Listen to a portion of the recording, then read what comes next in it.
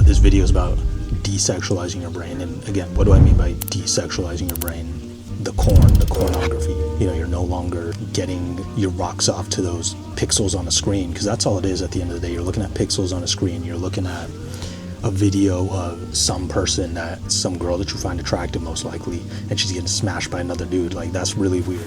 When you're in high school and you're going through puberty, it hits even harder because your hormones are all over the place and it's crazy. And it was crazy too because that made it so much harder to actually talk to women in real life, because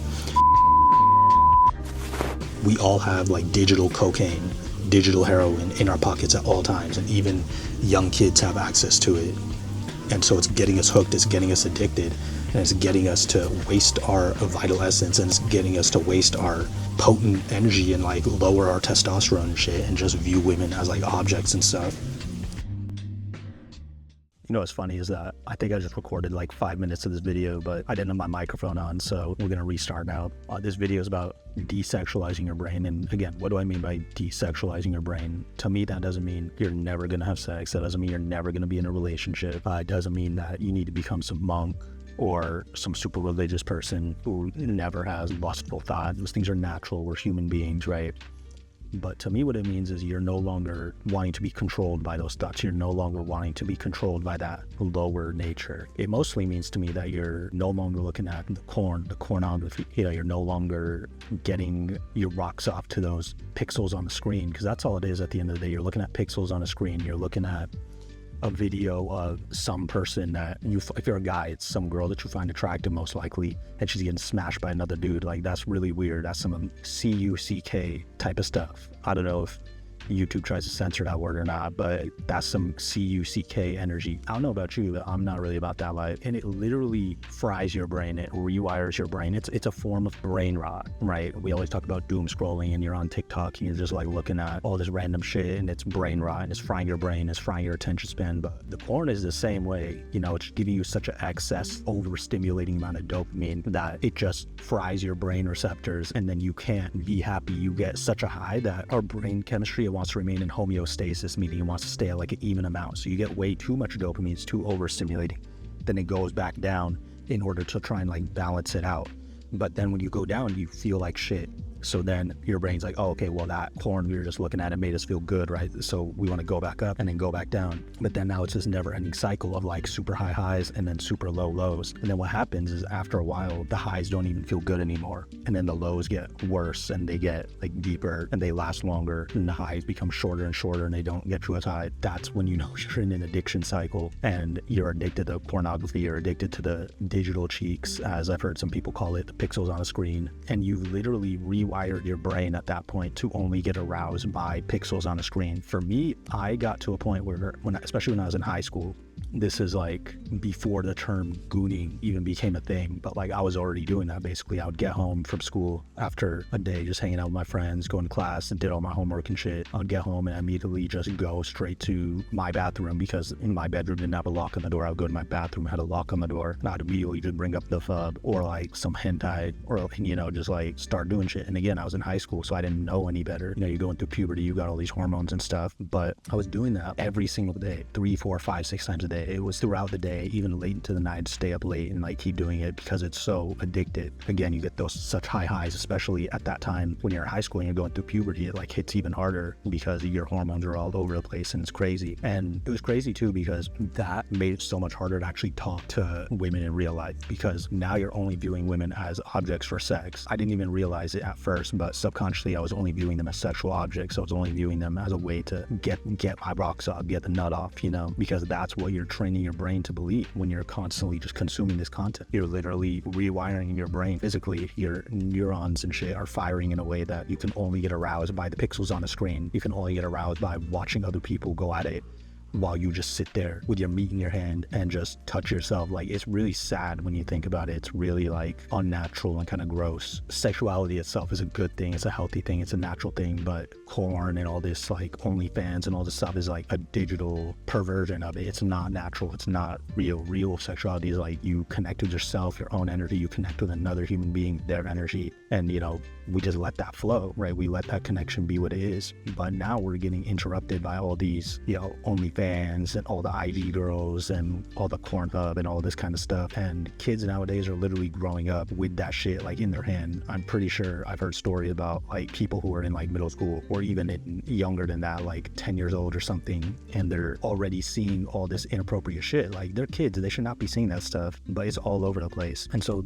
the point of this video is that we don't want to be addicted anymore. We don't want to be overly sexual. We don't want to be like just seeing everything as just sexual. We don't want to be going around seeing women as just objects for sex, right? We want to be able to actually connect with them. And the reason I'm making this video is because I've been recently getting back into practicing semen retention, and it's exactly what it sounds like. You're literally just holding on to your seed, to your essence, to your divine masculine energy. And I call it that because when you start to go like 1, 2, even 3 days just without nutting, it's like you feel different, you feel powerful, you feel strong. And I think there's multiple reasons for that. One is, of course, you're no longer doing the bad habit. You've probably been trying to quit for a while, and now you're finally keeping that promise to yourself. And so you feel good about that because you're like, I'm finally quitting the habit that I said I was going to quit, at least for a few days, right? But then two, you literally have so much more energy. There's studies that show that at least for the first week of retaining, your testosterone does increase a lot. So you literally have more energy, you're releasing more pheromones and stuff. You have a much higher amount of testosterone that just gives you so much more energy and drive and vigor. But even if we think about it on a spiritual, like energetic level, like this, semen, like seed, like you create life with that. You create another human being with that. Like, that's a powerful substance. And when we're constantly wasting it and releasing it on some dumb shit, some pixels on the screen, on some CUCK type of stuff, watching other people go at it, watching other people have sex on the screen, like, you don't feel good. Like, have any of you ever released your seed to corn and then thought like, wow, I feel so great after watching her get railed by another guy? Like, I've never felt great after that, but you do it anyways because it's an addiction, right? It's an addictive substance. It's like people who are addicted to fucking cocaine or like heroin. It's like, I don't think deep down they really want to keep doing it, but it's an addiction, right? There's literally studies. I might make another video just on this book. It's called Your Brain on Porn. It's written by Gary Wilson. Rest in peace, Gary Wilson. He's a doctor who is one of the first people to really take this porn addiction stuff seriously. And one thing that he found in these studies is that the way that, remember I talked about the dopamine up and down cycle and how it rewires your brain when you watch porn? He literally found that that isn't the same way that cocaine and heroin and meth affect your brain. So essentially, we all have like digital cocaine, digital heroin in our pockets at all times, and even young kids have access to it. And so it's getting us hooked, it's getting us addicted, and it's getting us to waste our vital essence, and it's getting us to waste our our potent energy and like lower our testosterone and shit, and just view women as like objects and stuff. Again, this is another separate video that I might make, is that now I'm seeing there's a lot of women who are also getting addicted to this shit, and that's like, again, a whole nother video, whole nother topic. Now women are also, again, getting addicted and wasting their energy and their essence on this garbage, and now they're basically having similar issues to guys, and it's not good. It's not a good thing.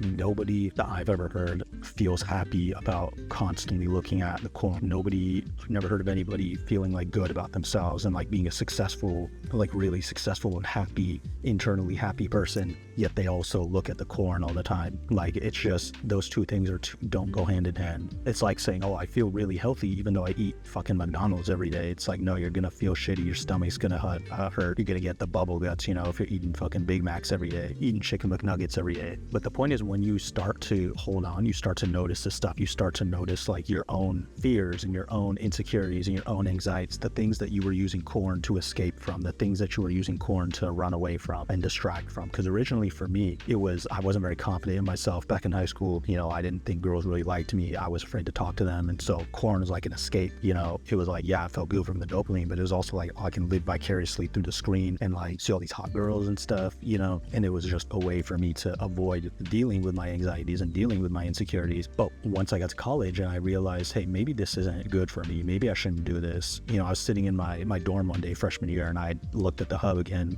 and it's like I'm surrounded by all these beautiful girls here in college now, even on my floor in the other dorms and stuff. Yeah, I'm sitting here just looking at the hub. I'm sitting here watching other people have sex. Like, what am I doing in my life? That was the first time I really realized, like, maybe this isn't good for me. Maybe I shouldn't do this. And so from then on, it's been an up and down struggle, up and down journey. And then that was 9 years ago, and it's been, an up and down journey. Like, I would say overall the longest I've ever been just pure retention, not releasing any of my seed, right, would be maybe 66 days, 67 days. Like, think about that. Over the course of 9 years, like, only the longest I've gone is like 66 days in a row. It's not about how long is your streak. The streak doesn't matter. It's the overall cumulative effect. It's like when you're trying to lose weight, it's not necessarily about being perfect every single day. It's about doing the right thing majority of the days. It's about being in a calorie deficit majority of the days. So in the same way, it's not about being perfect. I think people have a hard time starting this practice of retention because it's overwhelming. It's like I've been releasing multiple times a day, every day. Now I have to not do any of that. And it's like scary and it's difficult. You're literally going to have so many withdrawal symptoms and you're literally going to face with so much cravings and addiction, especially at night. Sometimes it really hits hard at night when you lay your head down and it's like you can't sleep. And then it's like, oh, well, let's just do this and like get the dopamine hit and it'll relax us, but then it's like you're stuck in the same cycle over and over. So there's so many things that you're going to learn about yourself on this journey. There's so many things that you're going to learn about what your really deep insecurities are. That stuff's going to start to bubble up. You're going to start to learn about why you look at like specific genres and stuff. Like, what does that represent about you? What is it on a deeper psychological level that you're trying to get out of looking at that specific type of thing?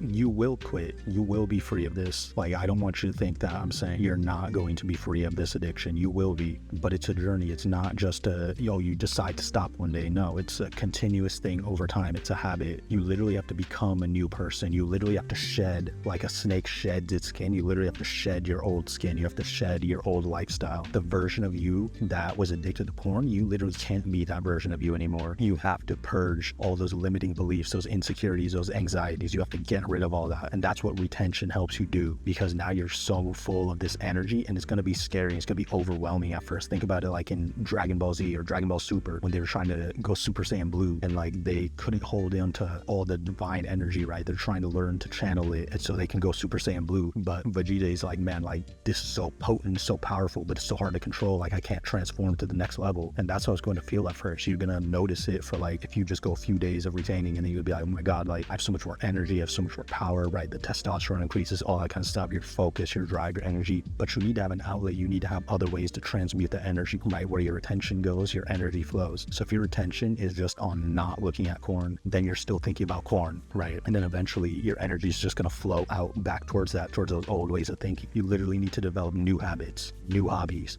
Like for me, I started learning languages as an example, and every day I'll do a little bit of study of language just to like connect more with the world and connect more with other cultures, but also just to give me something to do, right? When I'm not working or I'm not working on the channel or I'm not doing like exercise and meditation and self-care stuff. When I have that free time, now I have other things that I can do, and yeah, I can still practice my hobbies, whether it's like playing a game, like a chill game or something, or watching a good show with friends or something, like going out and doing something, playing some basketball or whatever.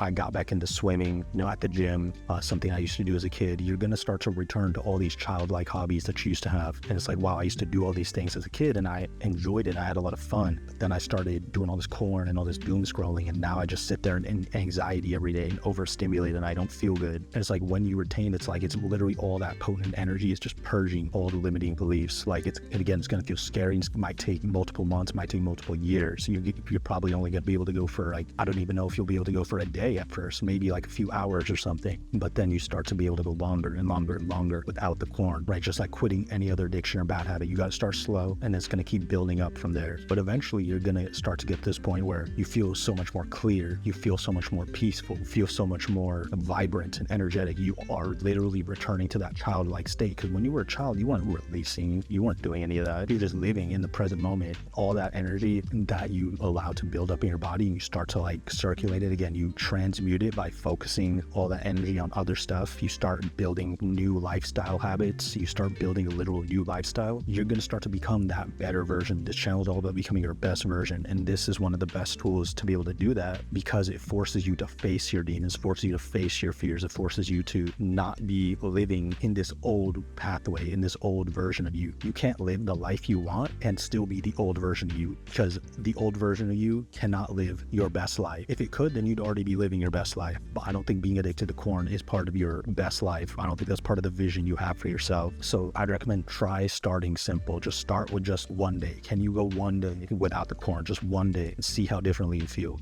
It'll probably be scary. You'll probably be feeling a lot of withdrawal symptoms. But notice how you have more energy. Notice how you have more drive. Notice how you don't feel so drained. And keep trying, keep pushing little by little. Just like at the gym, you don't start with like doing bench press with like 3 plates. You start with just the bar. You start with just practicing the movement. And you slowly add maybe 5 pounds on each side, then maybe 10 pounds on each side, and you just build up from there. It's a process, right? I think we live in this society where we want to get everything right now. We want everything right now. We want the results right now.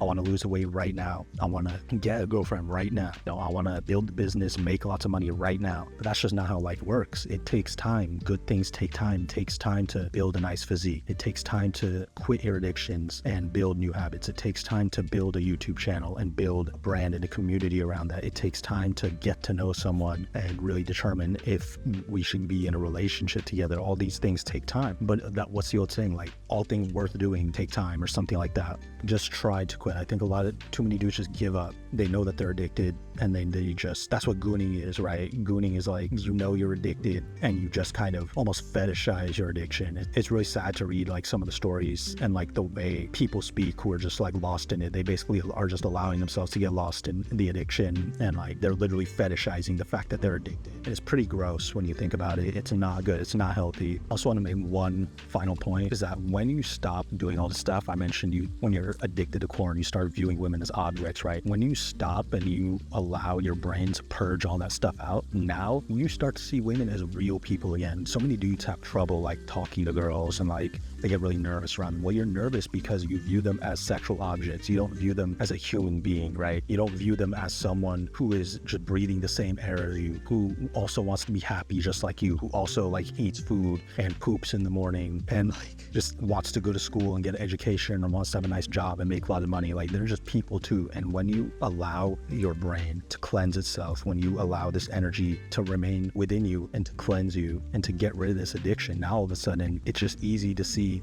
women for who they are. It's like there's this phenomenon where you can just look them in their eyes and you see them, right? You see past the looks. Like, yeah, of course, you might be talking to this girl, it's like, wow, she's beautiful, you know, she's gorgeous. But then you see beyond that. You don't get caught up in the looks. When you're always watching a corn, you just get caught up in the looks.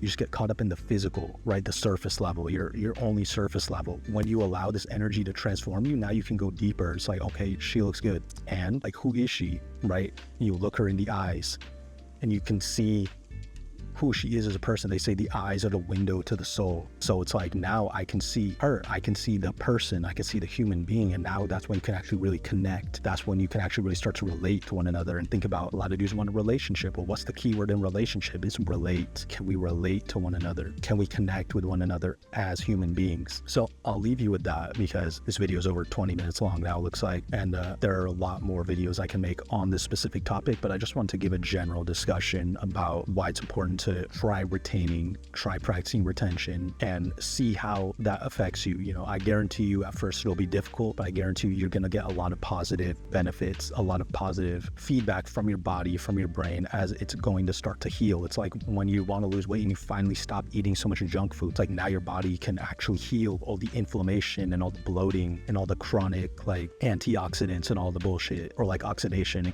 all the chronic like oxidation and like soreness that it always has. Your body can heal itself. It's the same way. Your body can heal itself when you stop treating it disrespectfully. Your brain can heal itself when you stop treating it disrespectfully, and it can finally connect with other people because you're finally connecting with yourself. All right, let me know in the comments, have you tried retention before, and what did it do for you? I'd love to hear from you. I'd love to start a discussion. Thank you all for watching. Definitely gonna make more videos about this topic, and I'll see you all next time.